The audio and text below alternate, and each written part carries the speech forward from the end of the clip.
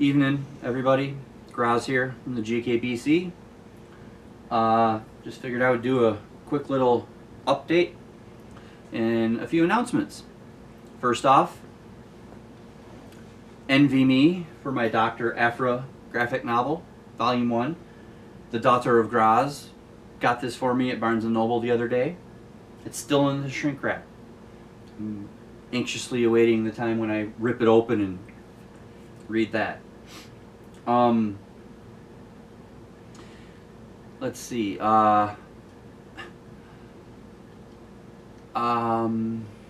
This coming weekend, you will see AJ and the Graz Mother doing the Give My Regard to Broadway tag that we were tagged in by Bart J. Gilbertson. So that's something to look out for. Just last week, the few of you that watched it saw that the daughter did her own video of Beatles books. So we're still getting in the family thing. It's not just me. Excuse me. In our Stephen King book club, we just finished Fairy Tale, and I reserve this for the very worst of books, which Fairy Tale was. Which is, I liken it to a piece of used toilet paper. Just awful. Steve is really losing it. So we're taking a break from Stephen King in our Stephen King book club, and we're going to read Wuthering Heights. So we're actually starting that now. But what I'm here to do tonight is on my 12-12-12 book challenge. Excuse me. I'm going to talk to you briefly about each book, like the 12 for February, which I recently finished. I'm still reading other books because, I never stop. But what I'm going to do is I've got these written down here, and I've got the rating that I gave it, which I have categories, and they combine, and I divide them, and I get a rating out of 10. These aren't out of 5. And I'm just going to talk to you briefly about each book, starting with the lowest rated and working my way up to the best rated. So number 1 will be the worst book I've read out of the 12-12-12 for this month. And honestly, it's probably going to be in the bottom 10 for the whole year, I think. So we'll just get started on that. You might not know this, or you won't. There's no way you can know this until I say it, but this is actually take 2. The cats have been acting like they want to live outside for the rest of the winter, so hopefully they don't come in and ruin take 2, because I don't like repeating myself. Yeah, one just came into view. It's like the camera puts off a vibe that they need to just go and rattle my brain, which isn't very well lately. Anyway, number 1 is The Bodice Ripper That Wasn't. Broken Days by Anne Rinaldi. I like to tell you about the covers, but I could not anywhere on Google or in this book find out who did this cover. So we're just going to say cover by Scholastic. This is 270 pages. It was published in 1995. On Goodreads, it has a 3.63 rating,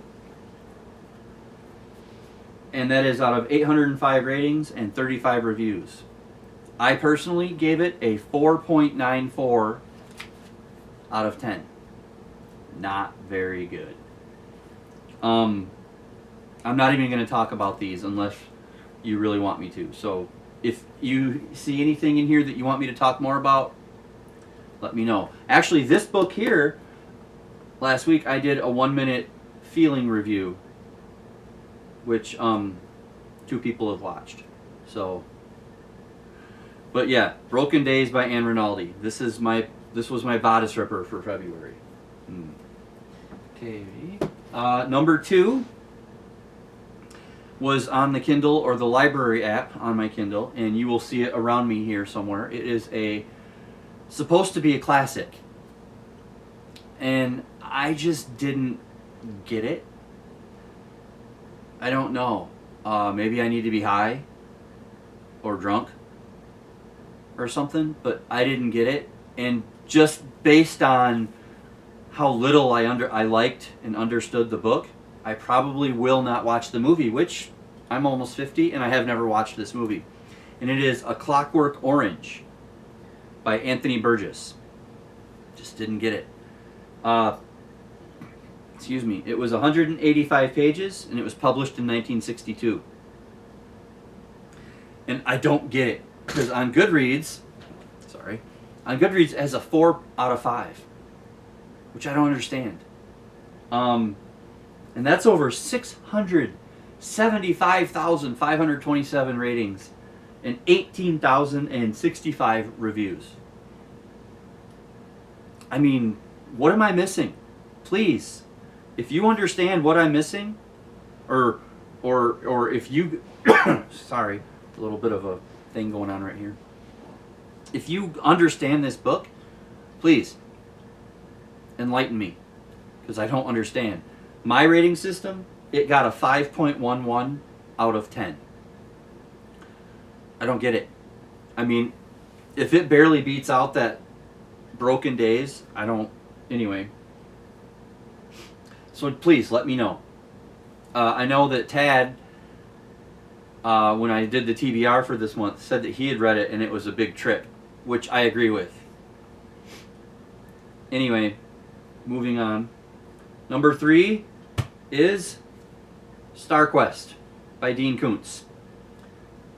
This is his first ever published work, and it's on an ace double.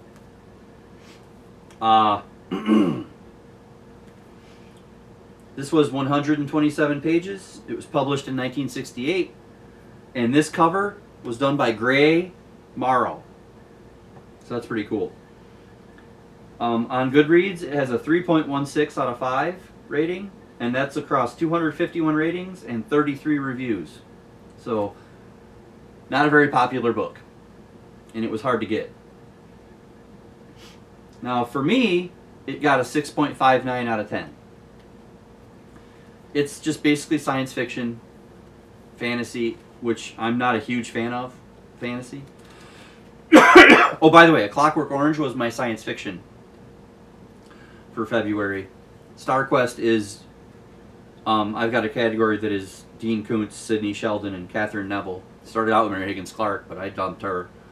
So, as fast as I could. So, that's that. Okay, number 4 is my hard case crime book of the month, which is hard case crime number 2, Fade to Blonde by Max Phillips. I love these covers. They're like, I don't know, they're like old noir posters. They're pretty cool. Well, anyway, this is 220 pages. This one was actually published in 2004. And this cover is by Gregory Manchess, exclusively for hard case crime. On Goodreads, it had a 3.59 out of 5, and that's over 1,014 ratings and 105 reviews. And for me, it got a 6.73 out of 10. So that's number 4. Number 5 was my Western. It is The Shepherd of Guadalupe by Zane Grey. My first ever Zane Grey. Not real impressed with this titan of Western writing. I mean, it was good. It was just very formulaic. This was 335 pages. Published in 1930. Not this copy, but originally. And this cover is by Brian Peterson. On Goodreads, this has a 3.95 out of 5. And that's over 228 ratings and 21 reviews. And I gave it a 7.09 out of 10. It's okay. This was one of a set of 4 that I got. So, okay, that was number 5. Number 6 was my graphic novel, which also, let me find the magazine here. It's here somewhere. What did I do with it? Where are you? Right here. My apologies, everybody. This is number 52 in the top 100 graphic novels of all time as of 2017. And that is Pyongyang by Guy Delisle. This is actually very fascinating in its own right, because this Guy Delisle is a Canadian animator type guy, and he was invited to North Korea to work because one of their animated shows wasn't doing what they wanted it to, so he was brought in to help, and he kept notes in his head, and he wrote about North Korea and his experience there, and it's very fascinating for that. Excuse me. This was 196 pages. It's published in 2015, and the cover and the artwork is all done by Guy Delisle. So he wrote it and did the artwork. On Goodreads, it has a 3.89 out of 5, and that is over 24,983 ratings and 2,130 reviews. I gave it a 7.49 out of 10. It's good for what it is. Okay. Number 7 was on the library app on my Kindle, so you will see it around my head. And it is Wolf Gift by Anne Rice. And that was 409 pages and published in 2012. It's for werewolves. And on Goodreads, it had a 3.56 out of 5. And that is out of 27,270 ratings and 3,161 reviews. I gave it a 7.66 out of 10.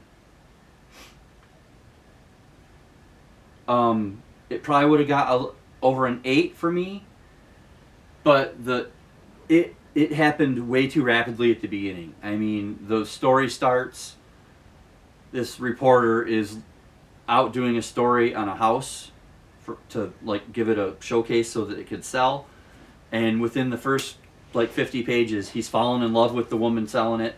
They've had a sexual encounter. He's impressed her so much in one day that she's already willing the entire house to him free of charge with all the property.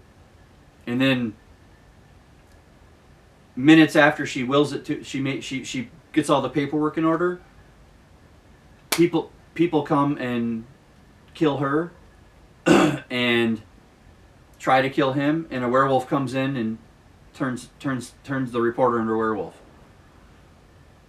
And I thought, really? All of that in one day? Guy's got kind of a charmed life. But anyway, so that was, it probably would have been better if that would have been stretched out just a little bit more. Okay, at number 8 was my, it was classified in the thriller, mystery, suspense genre, but I reading it, there was really not a lot of any of those things in there. And that is The Street Lawyer by John Grisham. I mean, it's good for what it is. It's what John Grisham does. It's like law and lawyers and stuff like that. But so this is 346 pages, published in 1998. This cover is by Paul Randall Mize.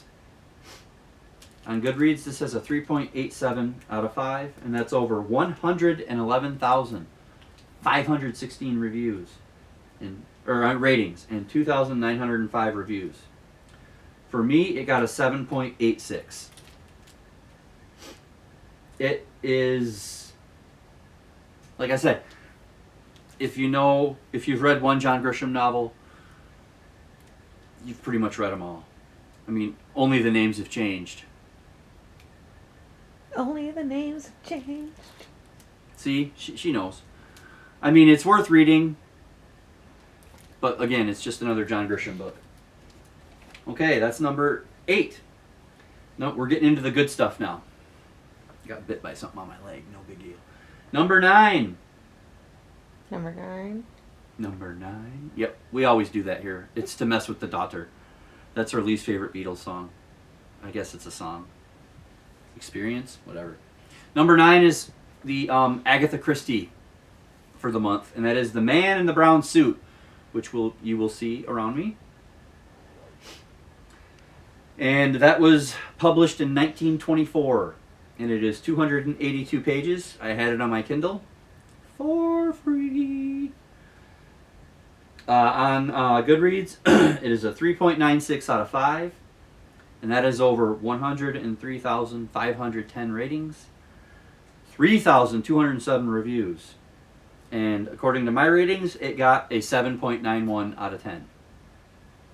Again, it's formulaic. It's an Agatha Christie book. It's just, this one was a little bit different because you think of Agatha Christie and you think of Poirot, Miss Marple, Tommy and Tuppence.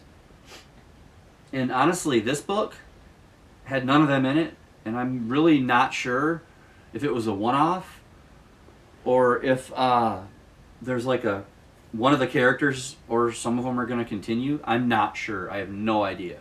I have no idea who the main character was outside of the narrator, the young girl, Anne Bedingfield. So maybe it's her. I don't know. Anyway, moving on. Got my top 3 of the 12-12-12 this month. At number 10 is my vampire book, Carpathia by Matt Forbeck. This book was interesting. Basically, it's the night the Titanic sank, went down. And the ship, the Carpathia, is on its way to save the survivors, but the Carpathia is basically riddled with vampires. So they're on their way to a buffet. Kind of neat that way. I started this, couldn't put it down. Kept going all the way until I was done. You'll see it around me because it was on the library app.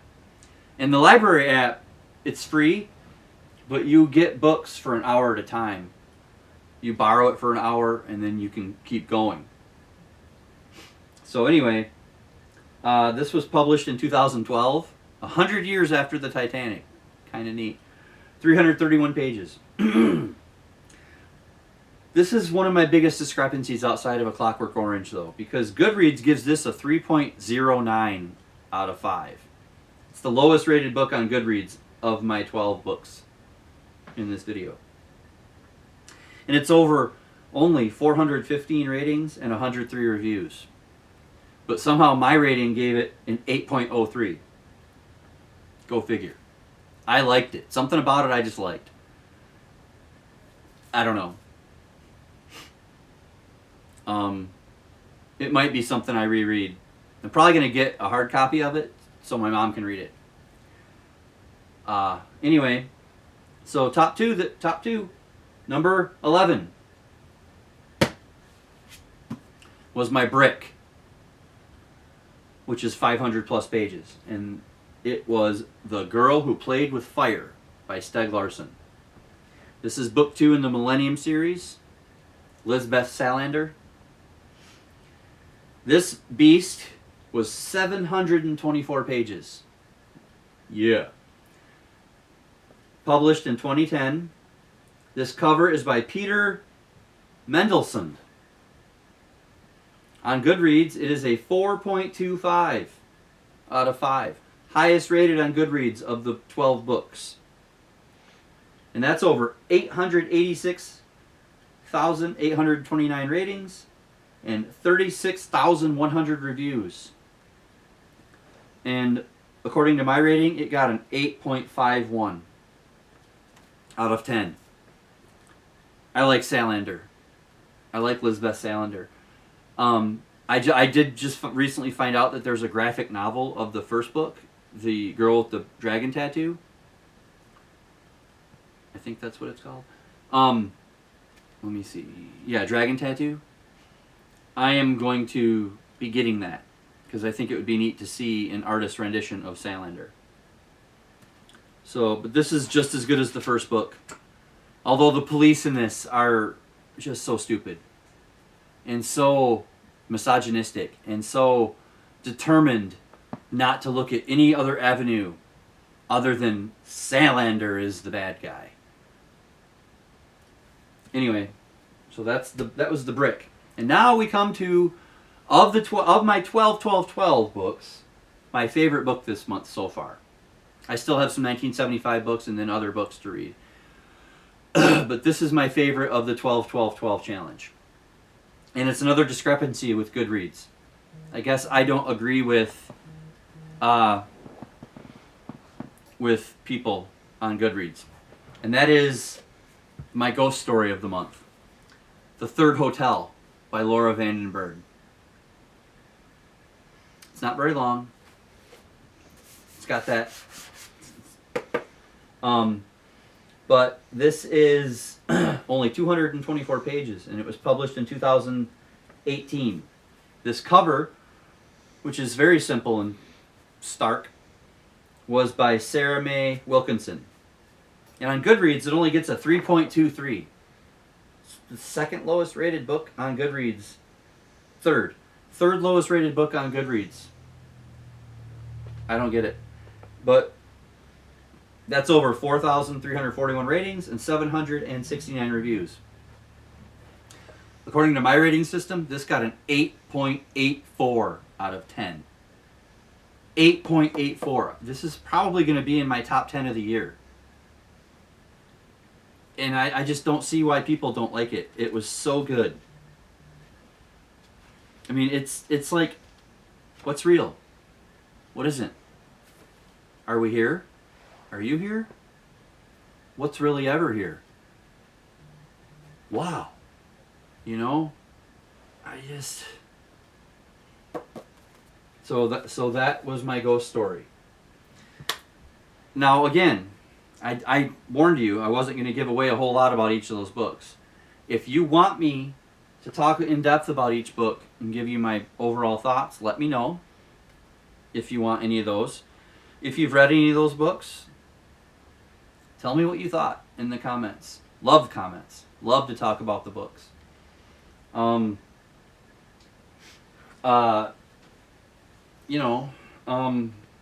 If you disagree with my ratings, or if you think a book was terrible and I thought it was good, or vice versa. If you agree with me and you don't like some of the Goodreads ratings, let me know. The two books, or the book I'm reading right now is One of Us is Lying. I guess I can show you the actual cover. I take it off when I read it. One of Us is Lying. It's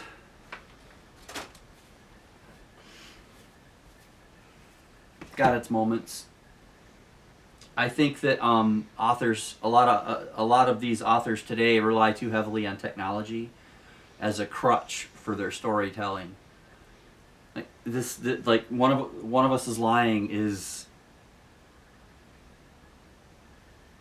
everything relies on phones, cell phones, mobiles, and blogs and websites and stuff, and it's just.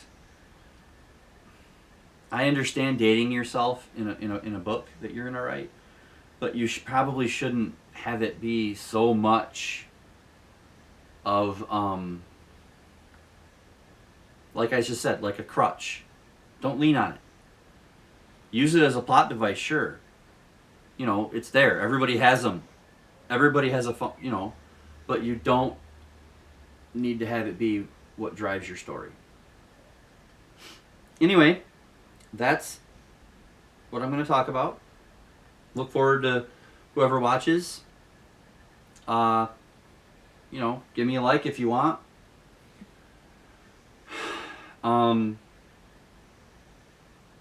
Watch out for our tag video this weekend. Also, in the next couple of days, I'm going to do a dedicated review for my science fiction book in January, which I haven't done yet, which was A Canticle for Leibowitz.